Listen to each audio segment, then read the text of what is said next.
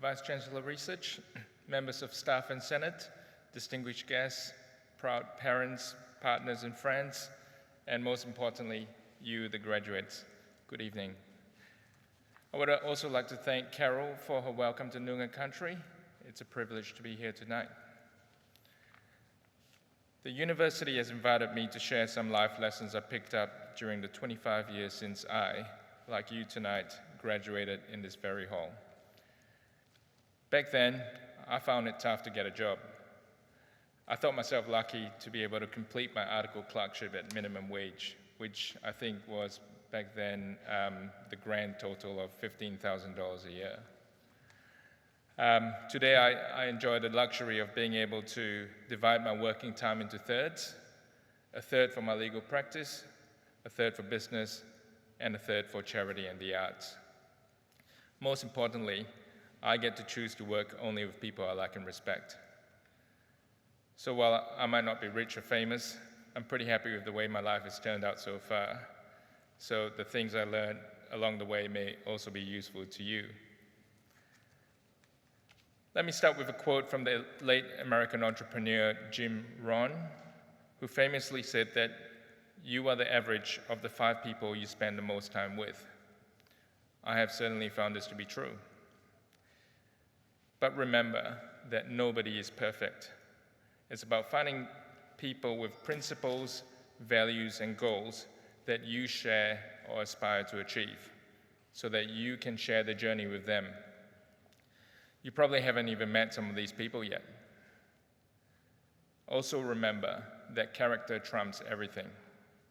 If you think that virtue lies in how someone dresses, where they work, what car they drive, or how slick their Instagram looks, then one day you might find yourself surrounded by 5 narcissistic sociopaths. So take your time to get to know people, build real relationships. If you're lucky enough, some of these 5 people may already be in your life. Speaking of luck, the fact is that every successful person, whether in love, career, business, or life in general, has been lucky. Being the smartest, fastest, or strongest doesn't guarantee that you will win any prizes.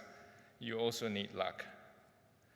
I was lucky enough to have wonderful parents who packed up their lives and careers and gave up their social connections to bring me and my siblings to Perth decades ago so that we would have better opportunities in life. I was lucky enough in business that despite my many failures, there were enough successes that allowed me to enjoy my life today. And I was lucky enough to meet special people along my journey: friends, bosses, clients, colleagues, business partners, and peers, and of course, my wonderful wife. Their wisdom and encouragement and the example of their conduct have inspired me to keep trying to be a better person and to take risk and challenge myself with new opportunities. That has opened the doors to new ways for luck to appear. You're probably thinking right now that luck alone doesn't cut it, and you're right. The other part of being lucky is being in a position to reap the rewards when your luck does come in. How do you do it? Through failure and hard work. Until now, you have been conditioned to avoid failure because that has been the best measure of how much you've learned. From now onwards, the opposite will be true. Failure is a great way to learn. Albert Einstein's definition of insanity is to keep doing the same thing, but hoping for a different result. Learning for failure means that you won't make the same mistake twice. Success comes from picking yourself up after each failure, each rejection, each misstep, and putting in the effort to figure out what went wrong and how you can do better next time. The truth is that you cannot master any skill or profession, whether it's in the law, agriculture, environment, or anything else, without devoting countless hours and many years towards achieving excellence. Your education here at UWA has given you the springboard for the next chapter of your lives, but there's absolutely no substitute for experience if you want to achieve mastery. Some things just can't be rushed. There is, however, such a thing as too much hard work. Balance in life is important. Let me ask you something. If I want to drive from Perth to Albany, it's a 420-kilometer trip.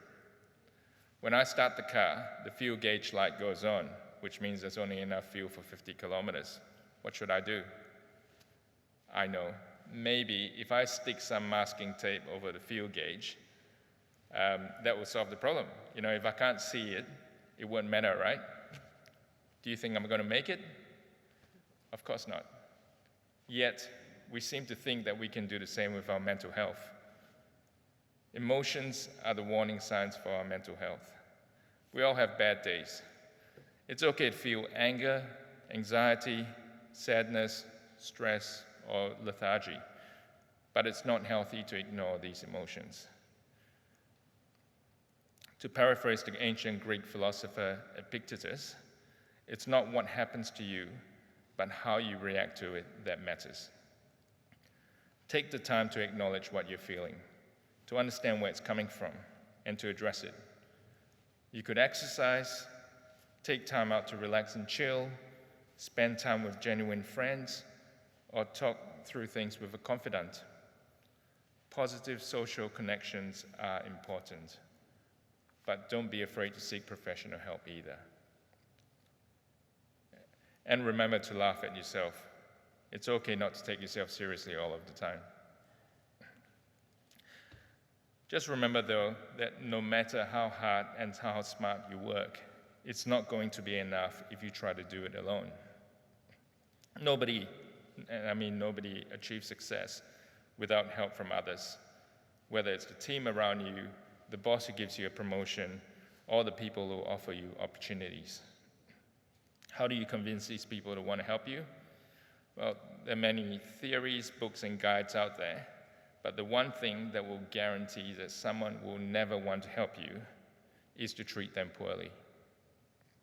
There are words that you can never unsay. There are things once done that you can never take back.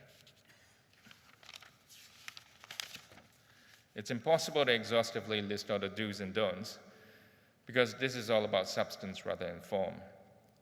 So the best universal rule I could come up with is this: don't be a jerk. I know this from experience.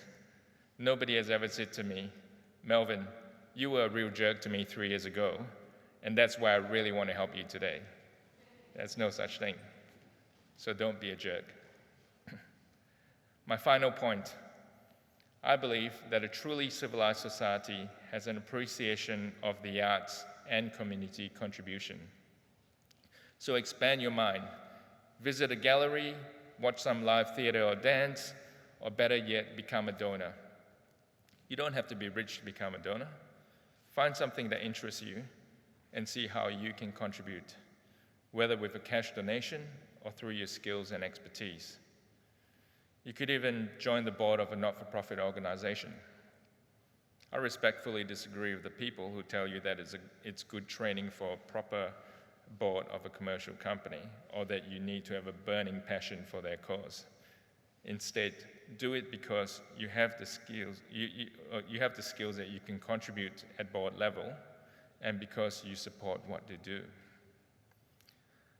Finding ways to connect with new communities and worthy causes will give richness to the quality of your lives that can't be achieved from chasing only career success and wealth. I've got so much more material, and I could go on for hours. But tonight isn't about me or what I have to say.